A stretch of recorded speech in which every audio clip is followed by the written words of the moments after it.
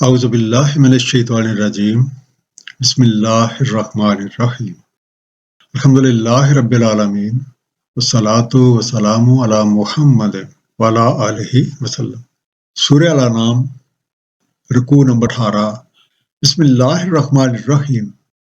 قل لا اجد فیما اوحی الی محرما علی طعام یطعمہ، کہہ دے میں نہیں پاتا جو وحی کیا گیا ہے میری طرف حرام ٹھہرایا ہوا کسی کھانے والے پہ جسے وہ کھاتا ہے، الا ان یکون میتۃ او دما مسفوحا او لحم خنزیر فانہ رجس او فسقا احل لغیر اللہ بہ، مگر یہ کہ مردار یا بہتا ہوا خون یا لحم خنزیر کیونکہ وہ آلودگی ہے، یا ناجائز ذبیحہ جو نامزد کیا جائے کسی غیر اللہ کے۔ فمن استر غیر باغ ولا عاد فإنک ربک غفور رحیم، مگر جو کوئی مضطر ہو، نہ کہ باغی ہو، نہ تجاوز کرے، تو بے شک آپ کا رب غفور رحیم ہے۔ آجے دو میں پاتا ہوں، I find محرمن حرام کردہ، unlawful، دما مسفوحن بہتا ہوا خون، blood poured forth۔ ایسے لوگوں سے کہہ دیا جائے کہ اللہ تعالیٰ نے حلال اور حرام کے احکامات بذریعہ وحی نازل فرما دیے ہیں، اور ان کا بیان قرآن کریم میں انتہائی وضاحت کے ساتھ موجود ہے۔ حرام کی تفصیل اس آیت کے علاوہ سورہ بقرہ کی آیت نمبر 173 میں بیان ہوئی ہے، جس کا ترجمہ ہے اس نے صرف حرام کیا ہے تم پہ مردار اور خون اور لحم خنزیر، اور وہ جس کو نامزد کیا گیا ہو کسی غیر اللہ کے۔ سو جو کوئی استرار سے ہو، نہ کہ باغی، نہ تعدی کرتا، تو نہیں گناہ اس پہ، بے شک اللہ تعالیٰ مغفرت فرمانے والا، رحم فرمانے والا ہے۔ اس کے علاوہ حلال اور حرام کی کچھ مزید تفصیل سورہ مائدہ کی آیت نمبر 3 میں بیان ہوئی ہے، اور آپ اپنی سہولت کے مطابق اس کا مطالعہ کر سکتے ہیں۔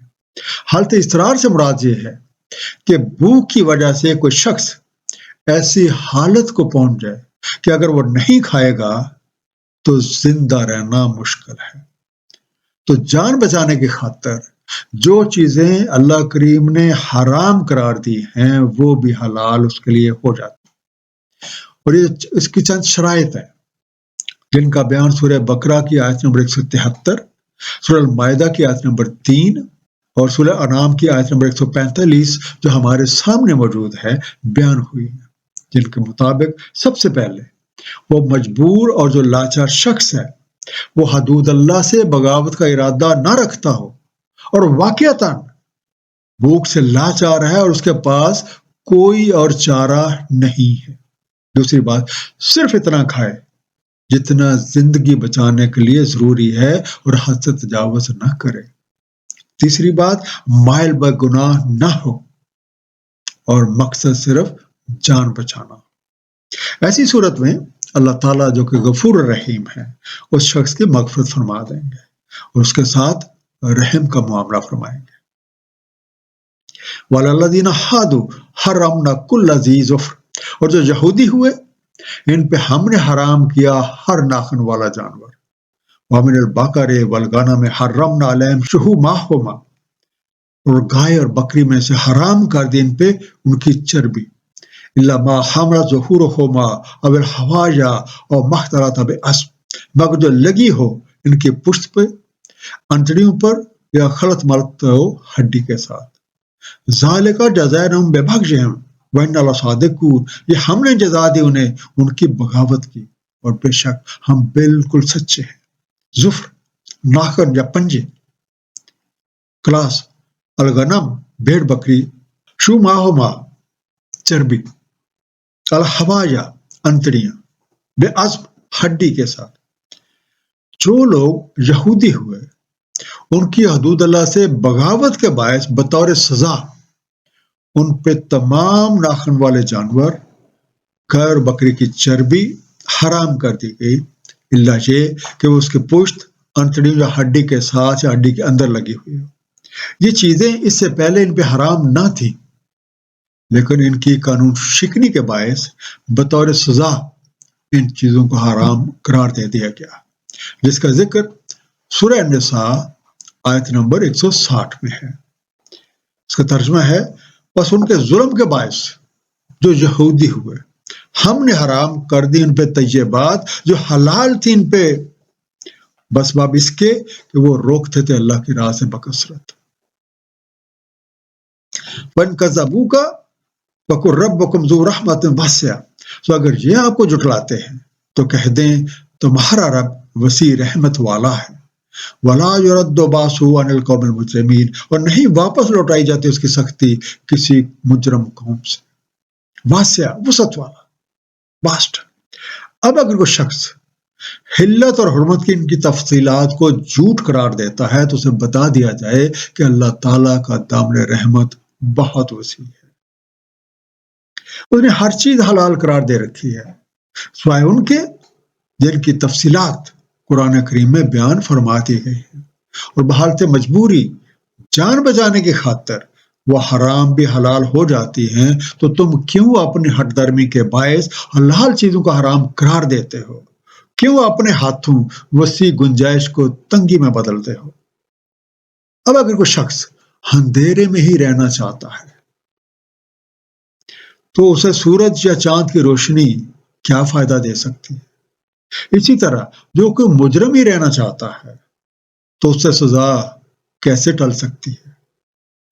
فَيَقُولُ الَّذِينَ أَشْرَكُوا لَوْ شَاءَ اللَّهُ مَا أَشْرَكْنَا وَلَا آبَاؤُنَا وَلَا حَرَّمْنَا مِنْ شَيْءٍ، اب کہیں گے مشرک اگر اللہ تعالیٰ چاہتا نہ ہم کرتے شرک اور نہ ہمارے آبا اور نہ ہم حرام ٹھہراتے کسی شے کو۔ كَذَلِكَ كَذَّبَ الَّذِينَ مِنْ قَبْلِهِمْ حَتَّى ذَاقُوا بَأْسَنَا، اسی طرح تکذیب کی جن سے پہلے تھے جہاں تک کہ چکھی انہوں نے ہماری سختی۔ قُلْ هَلْ عِندَكُم مِّنْ عِلْمٍ فَتُخْرِجُوهُ لَنَا، کہتے ہیں کیا تمہارے پاس کوئی علم ہے تو نکال لاؤ اسے ہمارے سامنے۔ ان تتبعون الا الظن وان انتم الا تخرصون، نہیں تم اتباع کر رہے مگر ظن کی، اور نہیں ہو تم مگر قیاس آرائیاں کرتے۔ تخرصون، تم اٹکل کرتے ہو، تخمینے لگاتے ہو، جو گیس۔ مشرک جب لاجواب ہو جاتے ہیں تو اپنے طرز عمل یا مسلک کے جواز میں یہ کہہ کے بری ذمہ ہونے کی کوشش کرتے ہیں کہ دنیا میں تو اللہ تعالیٰ کی مرضی کے بغیر کچھ ہوتا ہی نہیں، اگر وہ چاہتا تو ہم بھی ایسا نہ کرتے۔ اس طرح در حقیقت وہ اپنا کیا ہوا اللہ تعالیٰ پہ لگا دیتے ہیں۔ اسی طرح کی حرکتیں ان سے پہلے کے لوگوں نے بھی کی تو ان پہ عذاب آیا۔ جب ان سے کہا جاتا ہے کہ اپنی بات کا کوئی عملی ثبوت پیش کرو تو آئیں بائیں شائیں کرنے لگتے ہیں۔ اس کی وجہ یہ ہے کہ یہ لوگ علم حقیقی سے بے بہرہ ہیں اور محض اپنی جسمانی اور نفسانی خواہشات کی خاطر اپنی عقل کی پیروی کر رہے ہیں اور طرح طرح کی قیاس آرائیاں کرتے رہتے ہیں۔ سورہ ذاریات آیت نمبر 10 میں ارشاد ہے قتل الخراسون، مارے گئے قیاس آرائیاں کرنے والے۔ قل فللہ الحجۃ البالغہ، کہتے ہیں بس اللہ تعالیٰ کی حجت بالغہ ہے۔ فلو شاء لہداکم اجمعین، پتہ اگر چاہتا تو ہدایت فرما دیتا سب کو۔ قل ہلم شہداکم الذین یشہدون ان اللہ حرم ھذا، کہہ دیں لاؤ اپنے گواہ جو شہادت دیں کہ اللہ تعالیٰ نے ہی حرام کیا ہے یہ۔ فَإِن شَهِدُوا فَلَا تَشْهَدْ مَعَهُمْ، اگر وہ شہادت دیں تو نہ شہادت دینا ان کے ساتھ۔ وَلَا تَتَّبِعْ أَهْوَاءَ الَّذِينَ كَذَّبُوا بِآيَاتِنَا، اور نہ اتباع کرو ان کی خواہشات کی جو تکذیب کرتے ہیں ہماری نشانیوں کے ساتھ۔ وَالَّذِينَ لَا يُؤْمِنُونَ بِالْآخِرَةِ وَهُمْ بِرَبِّهِمْ يَعْدِلُونَ، جو نہیں مانتے آخرت کو اور اپنے رب کے ہمدرد بناتے ہیں۔ حجت البالغہ، دلیل قاطع، وہ بات جو مقصد تک پہنچانے کے لیے کافی ہو، کنکلوسیو آرگومنٹ۔ حلما، سامنے لاؤ، قریب لاؤ، برنگ فارورڈ۔ ان سے کہہ دیں حقیقی دلیل صرف وہ ہے جو اللہ تعالیٰ نے بذریعہ وحی نبی پاک صلی اللہ علیہ وآلہ وسلم کی وساطت سے نازل فرمائی۔ اگر تمہارے پاس ایسی کوئی دلیل موجود ہے تو اسے سامنے لاؤ۔ جہاں تک اللہ تعالیٰ کی قدرت اور طاقت کا تعلق ہے تو وہ چاہتا تو تمہیں بھی غیر مکلف مخلوق بنا دیتا اور تم اسی کے قانون کے مطابق زندگی گزارتے، لیکن اس نے تمہیں ایک حد تک علم اور عقل اور سمجھ جیسی نعمتوں سے سرفراز کیا ہے اور ایک حد تک اختیار اور ارادہ دیا ہے۔ ان سے کہہ دیں کہ آپ نے ان لوگوں کو سامنے تو لاؤ جس بات کی گواہی دیں جو تمہارے مطابق حرام ہے۔ ایسے لوگوں سے اللہ تعالیٰ کے مقرر کردہ ہوا معیار کے مطابق اور طریقہ کار کے مطابق گواہی طلب کی جائے۔ اگر یہ پھر بھی اپنے جیسے باز نہ ہیں تو ان سے کہہ دیں ہم تمہاری اس غلط طرز عمل کا ساتھ نہیں دے سکتے۔ دراصل یہ لوگ دین خداوندی کی تکذیب کر رہے ہیں۔ انہیں اس بات کا یقین ہی نہیں ہے کہ انہیں مرنا ہے اور مرنے کے بعد اپنے اعمال کا حساب دینا ہے، کیونکہ جس کسی کو مرنے کے بعد کی زندگی کا شعور حاصل ہو جائے وہ ایسی حرکتیں کیسے کر سکتا ہے؟ یہ اپنے کرتوتوں کے باعث شرک کے مرتکب ہو رہے ہیں اور مشرک و انجام بخیر نہیں ہوتا۔ سورہ زمر آیت نمبر 65 میں ارشاد ہے، تحقیق وحی کی گئی تمہاری طرف اور ان کی طرف جو تم سے پہلے ہوئے، اگر تم نے شرک کیا تو ضرور عقارت جائیں گے تمہارے اعمال اور تم ضرور ہو جاؤ گے خسارہ پانے والوں میں سے۔ مختصر خلاصہ، کھانے کی سب چیزیں حلال ہیں سوائے ان کے جن کے بارے میں واضح احکامات قرآن کریم میں بیان فرما دیے گئے ہیں، اور حالت اضطرار میں وہ حرمت بھی حلت میں بدل جاتی ہے۔ حلال اور حرام کے احکامات کی خلاف ورزی کے نتیجے میں یہودیوں پر کئی پابندیاں لگ گئی تھیں۔ مشرک اپنے طرز عمل کی یہ توجیہ بیان کرتے ہیں کہ اگر اللہ تعالیٰ چاہتا تو ہم شرک نہ کرتے اور نہ ہی ہمارے باپ دادے ایسے کرتے۔ در حقیقت یہ اپنے کیے کو اللہ کے ذمہ لگاتے ہیں اور ان کے پاس اپنے عقائد اور ان اعمال کی کوئی سند نہیں ہے۔ یہ لوگ محض عقل کی پیروی کر رہے ہیں۔ حق وہ ہے جو اللہ تعالیٰ نے اپنے رسول کے ذریعے قرآن کریم میں نازل فرمایا ہے، اور اسی پہ عمل کرنا ذریعہ نجات ہے۔ اللہ تعالیٰ ہم سب کو قرآن کریم کو صحیح طور پہ سمجھنے اور اس پہ عمل کی توفیق عنایت فرمائے۔ صدق اللہ العلی العظیم، صلی اللہ تعالیٰ علی حبیبہ محمد وآلہ وسلم۔